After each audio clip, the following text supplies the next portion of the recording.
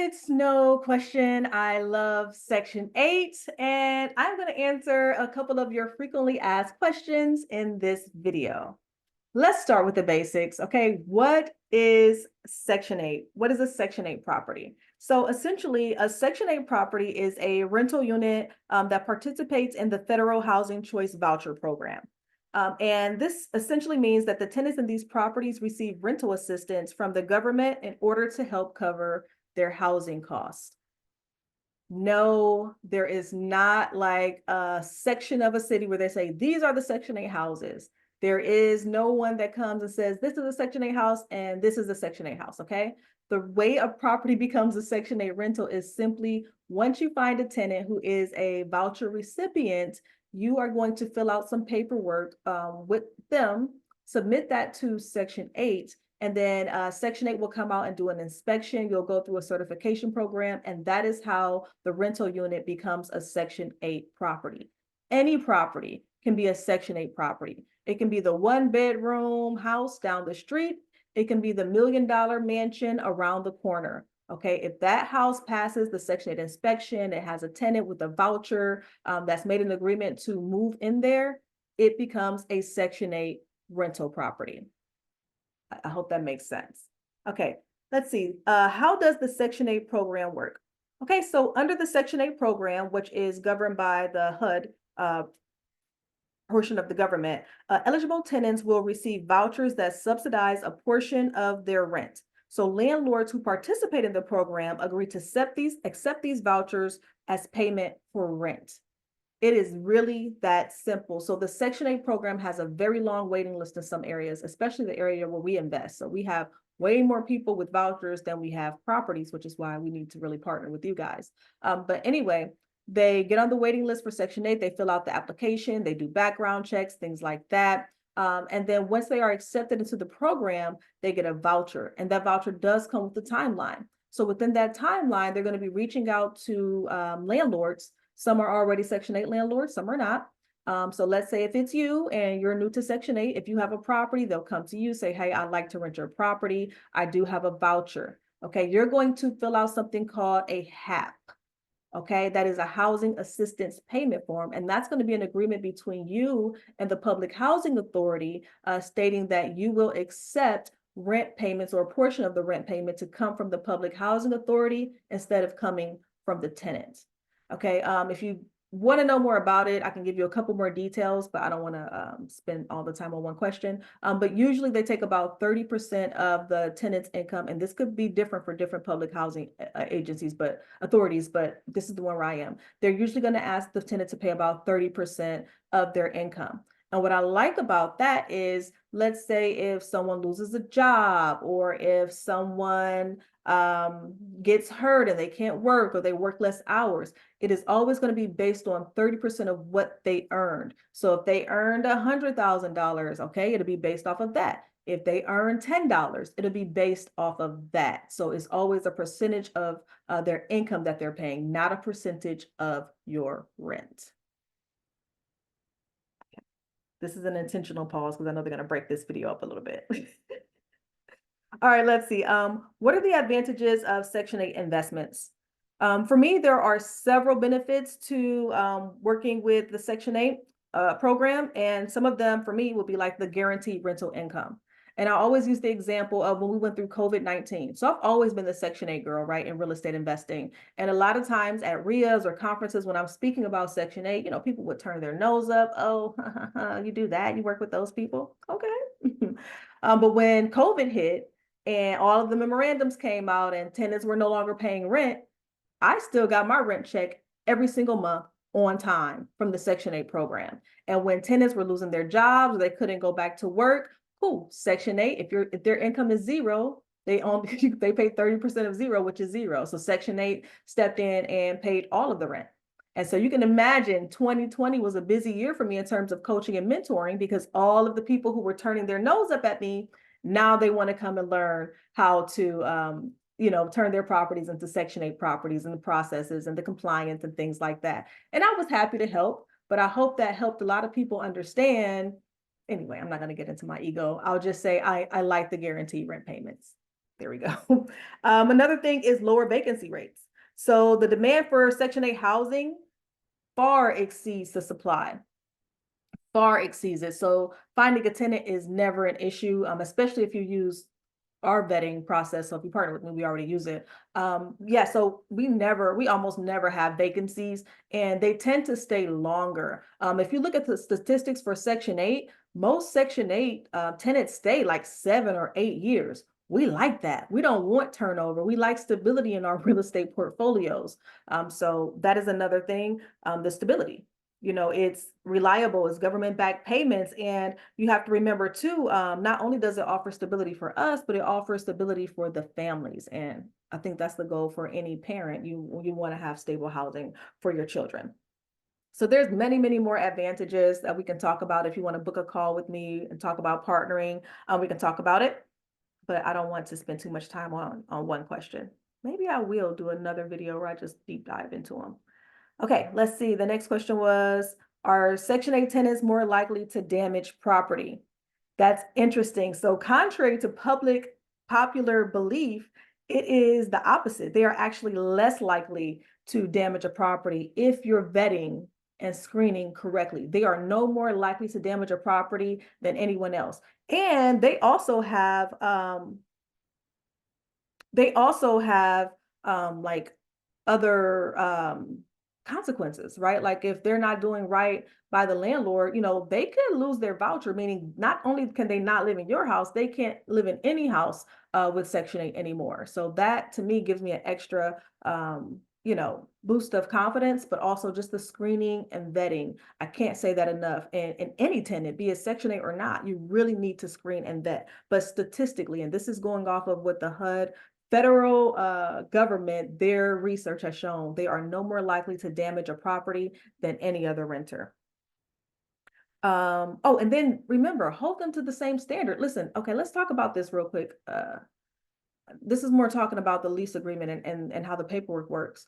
You have two agreements at that point. You have a lease agreement between you and the tenant.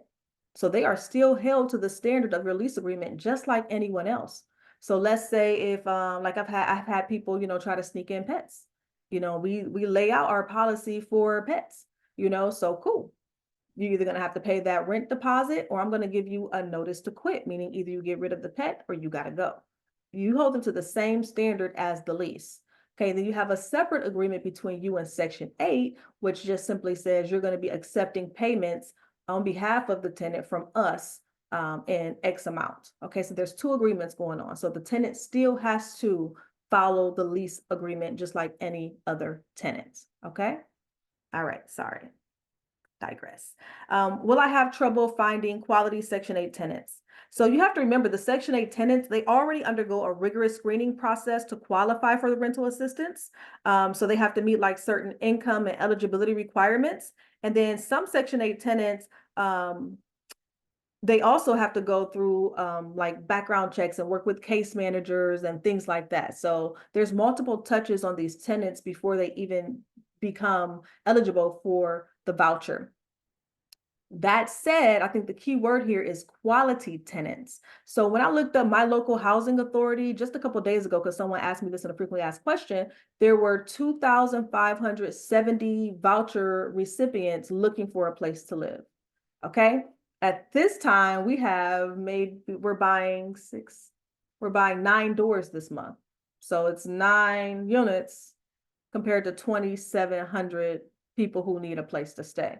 But you have to remember our screening process is very, very rigorous. While a lot of people allow the property manager to find tenants, we don't. We do it ourselves because I've been doing it for so long. I know what I'm looking for. I kind of understand now exactly who I want to be our ideal tenant. So I do that part for us, and it is a very rigorous screening process, but it works out. Our tenants stay. They take great care of the properties. We have excellent relationships with them. And of course, then we do a warm transfer to property management. I can't stress enough the importance of vetting and screening. If you need help with that, I definitely love to partner with you or have a conversation with you about it. I definitely feel like I figured the game out. I know what to do. Okay, let's see. The next question is, what are some strategies for a successful Section 8 property investment? So I have a couple of tips That's really going to help maximize your investment. Okay. You definitely want to do some due diligence. And I have videos on this already. Just take a look. I'll show you exactly how I do my due diligence. I don't hide that part at all. So number one, you need to research the local market that you want to invest in. There is a reason we are in the certain demographic, the certain geographical area that we're in, because we did the market research and it showed, hey, we can buy houses really inexpensively. For whatever reason, the rents are still extremely high. There's lots of people with vouchers, Section 8 vouchers, but very little supply. So we were very specific and scientific in how we figured out our market. And I would suggest you do the same thing. Also, you need to understand your Section 8 program requirements. Each public housing authority, although they're all under HUD and have general regulations, but each individual public housing authority has their own. That's why I mentioned in another video, I've been working with our public housing authority since I was in high school. I was like 13 years old. I'm much older now, so I have over 20, 25 years experience working with this public housing authority. So I know exactly what they're looking for. And you need to know exactly what they're looking for in terms of compliance, in terms of the high quality standards. You really need to educate yourself on that. And then you really want to carefully evaluate the potential properties. You really want to spend time doing deal analysis, because remember, this is investing. If you're new to investing, you have to know we do not buy houses, we buy deals, we buy numbers, okay? We buy math. We're not in, I don't care that, oh, the windows are so nice. And I like, no. You know what I care about? The cash flow. I care about when am I gonna be able to refi out and pay off my pay my partners back. I care about the longevity of how long we'll be able to keep this property, and over 30 years, how much money we're going to make from it. That is my job to think of that. All right. Also, some tips for successful Section 8 property investments is you really want to have great relationships and maintain open communication, not only with the public housing authority, but also with like government or charity organizations, with the community, with local legislators. You really want to have those relationships. And I know a lot of people choose to partner with me because you have to remember, I'm a fourth generation investor. My great grandparents were real estate investors in that same city. People see pictures all the time of me with the mayors and the legislators. I serve on a very prestigious board of directors. So those relationships are everything. I mean, working with government organizations can be a very slow process, but when you have the right relationships, you tend to get your foot in the door where you need to. I like being on first name basis with people. I like being able to walk into the office and everybody's like, Ashley, what's up? How the kids doing? Where y'all been? Blah. I love it. Okay. And then you want to stay informed. You really need to be informed and stay up to date on like the different changes to regulations for Section 8. What are the market trends telling us? What are some of the best practices in property management? Because even if you're not going to self-manage, which if you partner with me, we are not self-managing, we are giving that to property management, you still need to be in charge of your portfolio and keeping your eye on it. So we know, like, for instance, the housing quality standards in our demographic changed, I want to say about 2 years ago, and they had some new guidelines for paint. Okay, we were ahead of the game with that because we have relationships, because we have open communication, because we stay abreast on the new trends and what's happening and going on. We were ready for it. We weren't caught off guard. All right, cool. Let's make these changes. And so as they rolled out, we were ready to go. We would not have known that had we not continued to educate ourselves and to really nurture relationships. Whew. Okay, I think we just got a few more. Oh man, hang in there. Let me check the time. I know sometimes I can go over a little bit. Okay, I think we're good. Okay, let's see. It says, how can I find Section 8 investment properties? Oh, there's so many ways you can find Section 8 investment properties. Number one, you can work with real estate agents. Some real estate agents specialize in Section 8 properties. They can help you. You can do online listing platforms like Zillow or, Trulia, or you could just go to the local public housing authority's website, and sometimes they can help you as well.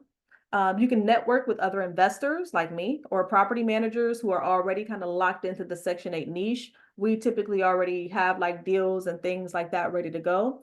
Do not sleep on wholesalers. I love working with wholesalers. And for instance, the market I'm in, because we have such a large presence in that market, a lot of wholesalers have had to adopt their strategies to work with us, right? So now they're starting to learn what we're looking for in Section 8 properties, and they send really good deals. Let's see, other ways to find properties, landlords, right? Other landlords of Section 8 properties. Like for instance, sometimes like some of my mentors and things like that, when they're ready to retire and they want to like kind of get rid of their portfolio, a lot of them, they already have Section 8 tenants in there. They already have passed inspection. It's already cash flowing. So those are some great places to find Section 8 properties. But again, if you're partnering with me, I already handle that. I find the properties, I do all of it. Okay, people want to know about financing. How can you finance a Section 8 investment? So there's many ways. You can just do like a conventional mortgage. You can go to like your local bank or your local lender, credit union, and get a loan and buy the house that way. You can do like investor products. For instance, DSCR loans are pretty popular for rental properties. The thing about that is you're really going to have to inform yourself on pro forma rents and really understand the benefits and how you can prove that that house is going to be making enough money to cover the loan. You can do private lenders, you can seek out private money. We do that sometimes. A lot of times I just go ahead and use a lender because we really like the refi out. When we refi out, we can pay our partners out like literally within 4 to 6 months. So for instance, if you invest, I don't know, $150,000, or maybe that sounds like a big number to some people, $25,000. Well, when we refinance in 4 to 6 months, I give you that right back. Plus, you're still getting the cash flow on the properties for the next 30 years. So a lot of times we just do financing that way. But I do have some investors who they prefer cash, because in our market, you can buy a cash house, and I'm talking like fully ready to go, turnkey, nice for $70,000. And it's often difficult to find a lender or financing for anything under 100,000. So those particular people, they just pull out money from like their IRA or their 401k or retirement or their savings and things like that. And then we just buy their properties in cash. So it really just depends, but there's several ways to finance these properties. Money is the easiest part. I'll tell people that all that money is the easiest part. When I send deals to my investors, even new people like you guys who are watching right now, the money makes sense and the deal makes sense. People are throwing money at me. I mean, I wish my partner said something. I was gonna say, you can ask my partner. I mean, we have to turn down people sometimes, especially when videos like, this go viral, because there's so many people trying to pull in, and we have to kind of be picky about who we work with, at that point. So the money is the easiest part to find. If you're worried about that part, I would say worry about something else. Worry about finding the right partner like me. Worry about finding the right contractors. Worry about finding the right deals, because if you have the right deal, someone's going to give you the money for it. Okay, let's see. People want to talk about what should I look for during the due diligence process? Due diligence, number one, I would look at the title exam. Yes, you can order your own title exam. I know if you're not familiar with real estate, maybe you're not sure you can do that. You can do that. You can go through a title company, or there's some just title exam companies that you can just order it. And you can look through the history of that property. As a matter of fact, in the demographic where we invest, you can just pull all of that up online. So you want to start there. You want to look at the tax history. You want to look at, of course, have an inspector go out there and, look at any repairs or any rehabs that might pop up. Look at the condition of the house. And then you might want to also do like a walkthrough. So whenever we're training our contractors, I owned a construction company for a long time. Whenever we're training our contractors, we sometimes talk about looking through different lenses, right? So you can look through the lens of an inspector, like, okay, what do I need to fix? What is this going to cost? And then you can also look through the lens of a Section 8 inspector. Okay, is this going to be in compliance? Is this going to meet the high quality standards? So those are some things that I would do during the due diligence process, because you just really want to make sure you're doing the same thing you would do for any other house, but you also need to add that extra layer of Section 8 compliance to it. Leases, people want to talk about, okay. What should be included in a lease agreement for Section 8 tenants? The same thing that you would have for any other tenant, right?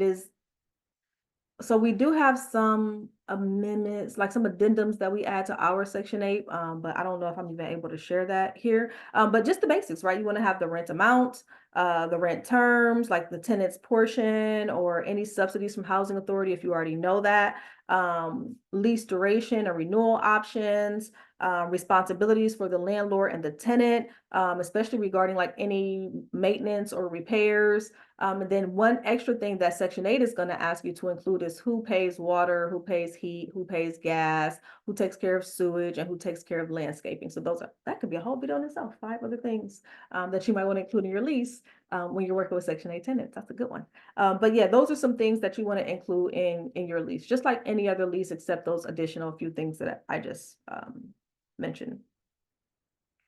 Let's see here. What are some key regulations to be aware of when investing in Section 8 properties? Okay, so number one, and this is Section 8, but anything, you need to make sure that you're adhering to the fair housing laws and the anti-discrimination regulations. Period, point blank. Okay, you don't want those kind of problems. That means you can't discriminate because of someone's race, of someone's ethnicity, because they have children, or because they have a disability or things like that. So be very careful when you're screening. Of course, you want to screen and vet and get your ideal tenant, but you cannot do that in a discriminatory way. You can just look up the Fair Housing Act and kind of look at those guidelines and have a better understanding of the types of questions you can and cannot ask. Let's see, some key regulations is you want to make sure that you're maintaining compliance with the high quality standards. You can find this on your public housing authority's website. It's also on the HUD website. And it'll tell you exactly what you need for your property to be in compliance. I will tell you, and I will be honest, that list is vague. It is vague. I would really suggest you work with someone who's worked with the Section 8 program before, like me, who kind of already understands the ins and outs of what they're truly looking for in those high quality standards. Because you do get a couple of inspections, but by the time if you fail the second inspection, you have to go through an appeal process to get a third inspection. And you have to remember, the vouchers have timelines. So if that's taken a while and your person's voucher expires, you kind of back at square one. And not only that, but now they don't have a place to live, and that's not right. And you're not cash flowing, and that's not right. So definitely understand and remain in compliance. And then another key regulation would be following the eviction procedures. I get a question a lot about like, can I evict a Section 8 tenant? Absolutely. Absolutely. They are held to the standards of your lease agreement, just like anybody else. So you really want to make sure that you're following the law, and you really want to make sure that you're following the lease. We all want to be nice and, give chances, and there's nothing wrong with that, but you still do what you're supposed to do on your part. So I can tell you like a situation, I don't want to get into story time. Y'all know I got so many Section 8 stories. But we had a situation where a young lady lost her voucher. And so she wasn't going to be able to afford the rent anymore. And there were still like a couple weeks left in the month. And she was like, hey, I'm moving out. I know I can't afford to live here. I don't want to cause any problems. I'll clean the house up. I'll go above and beyond to leave this house spectacular for the next person, because I know I'm not going to be able to pay you, rent for the next month. And I know I have to leave abruptly. I am so sorry. And again, relationships, right? She felt comfortable doing that for me. And I was so grateful. Thank you so much. She even offered to mow the lawn, do the landscaping on her way out. But on my part, I let her know, hey, I hear you. Listen, I still have to put that 3-day notice on the door. Okay. I understand what you're going through, and I got your back. And if you do everything you say you're going to do, and you're going to be moving out on time and all of that, I will not file the eviction. Trust me, if you gone, we good.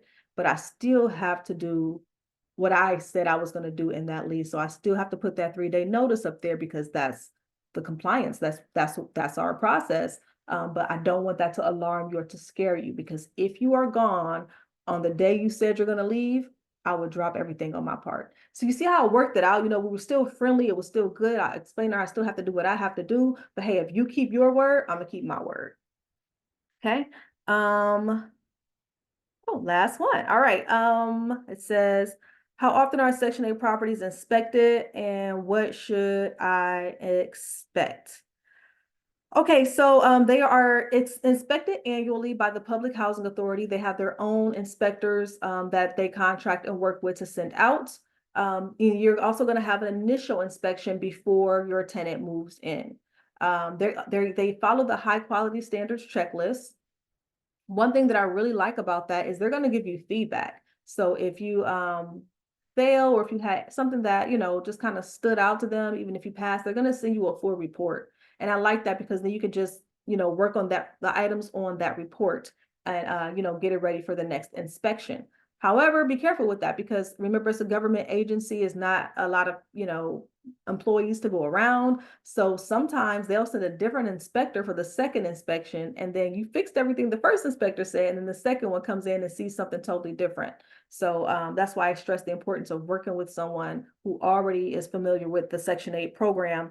But then after that, they're going to come just once a year for an annual inspection. They are going to look at different things about the property, but the most thing that they're going to look for is like safety, cleanliness, and is it habitable? So those are the three main things that they're looking for. Now, my mentor, years ago when I first started Section 8, she told me, Ashley, the high quality standards should be the minimum standards. You are housing humans and families and children. So that house that you're providing for them had better pass inspection, and it really should be above and beyond that inspection. And I still hold that to my near to my heart, and I still make sure that our houses, not only are they safe and habitable and clean, but they also are beautiful and people enjoy living there. I'm not saying we're going to kill the budget, but one example I always use is, like for instance, upgrading the backsplash. It costs like 50 cents more per tile to upgrade it, but it's beautiful. It makes the environment feel good. And I feel like when people feel good and they live good, they do good, they work good, they contribute good to the community. So that was the last question for this one. I hope it didn't get too lengthy, and I hope that it helped spark an interest in you to also want to work with Section 8 properties. So if you are ready, I would love to talk to you about partnering, kind of give you a demo of what we do and how we do what we do. My link is in the description. Definitely like and subscribe so I can do more of these videos. A lot of you guys might not know, but listen, I'm old, okay? I don't know all the thumbnails and how to do all the cool stuff, but when you like and subscribe, it gets people to want to sponsor me and to make the channel look better for you guys and have more trainings and more things like this. So please like, subscribe, comment, but more than anything, I love to meet you. I love to have a conversation with you. Also, we're going to start doing webinars on the first and third Friday of every month. So I hope to see you there. I'll put the link in the description. And after that, after the webinar, we meet in person. So if you're in the Houston area, you want to come meet me, I'd love to meet you. All right, guys. See you later.